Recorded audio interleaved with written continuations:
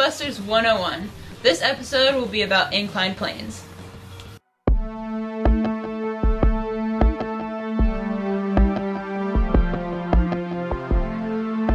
The myth today is if you roll a ball down a ramp, the speed of the ball will increase as the angle increases.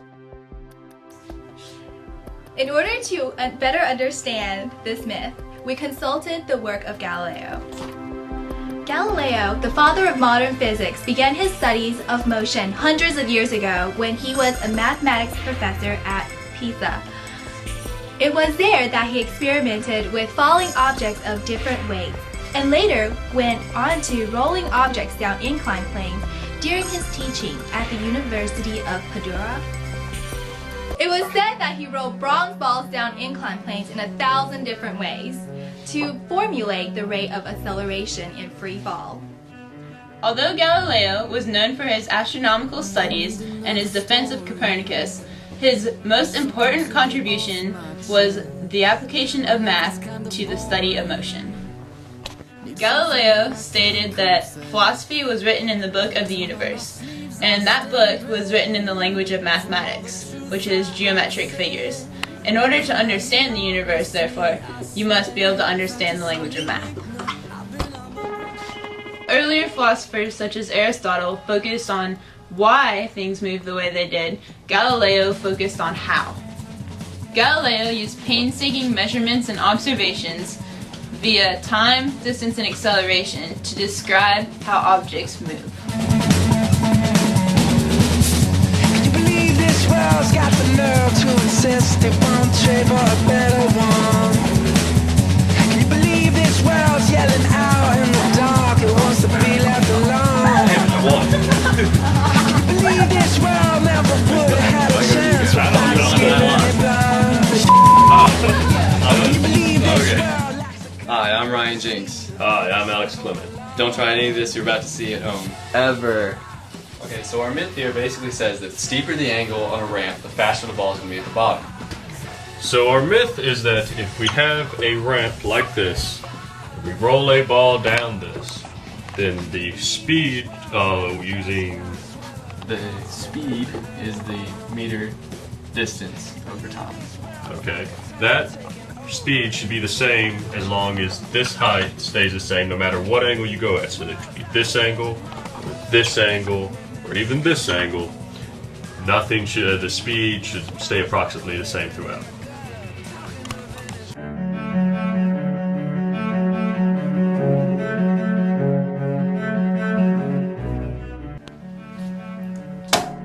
This is a lap jack.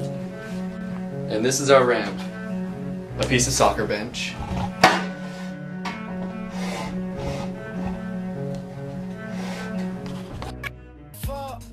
We measured the length of our shorter ramp to be about 40 centimeters.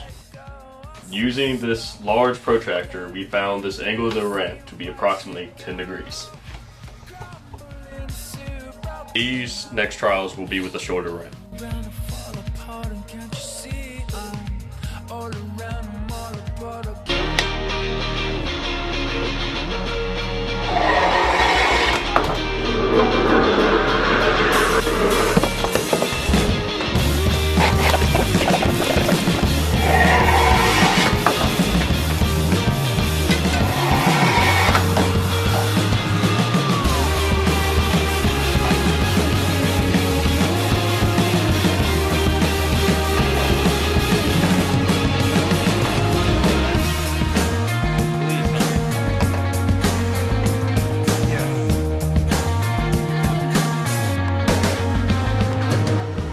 Measured the length of the longer ramp to be about 78.5 centimeters.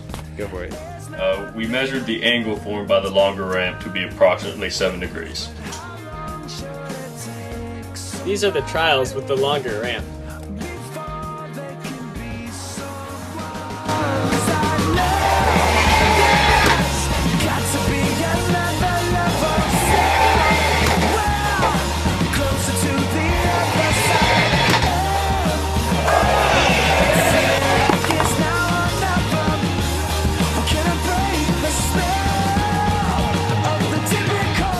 To determine determine the time it took the ball to get from one end of the ramp to the other, we slowed down the film and counted the amount of seconds it took from when the ball was dropped to when the ball got off the ramp.